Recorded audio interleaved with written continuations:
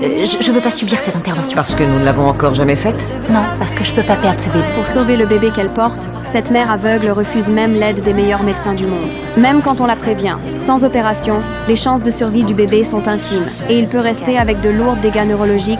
Mais il y a une chance. Alors je m'en tiendrai à ça. Face à son refus, l'équipe médicale se retrouve coincée, en plein dilemme.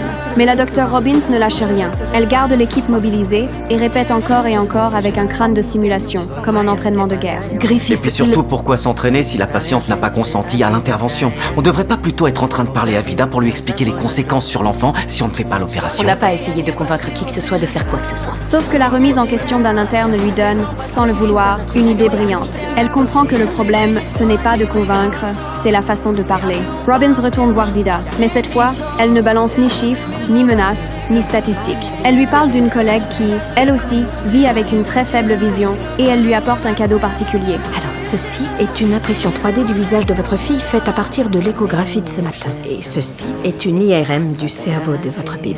Nous allons d'abord la positionner face vers le bas.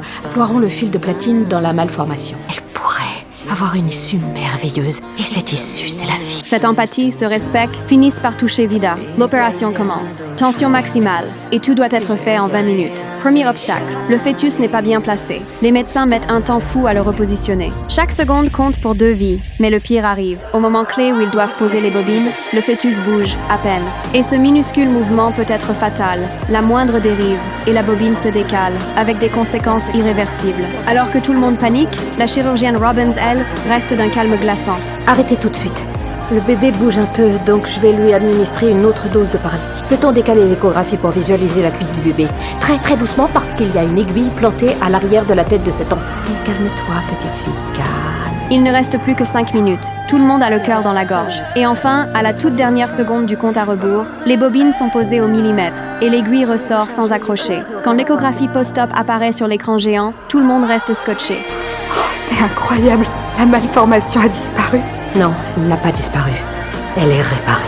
Magique. L'opération est un succès total. Vida se réveille, apprend que son bébé va bien et elle fond en larmes de bonheur. Merci pour vos soins. Merci de m'avoir suivi et de nous avoir présenté le docteur Robbins pour absolument tout. Merci. Je vous en prie, Vida, y a pas de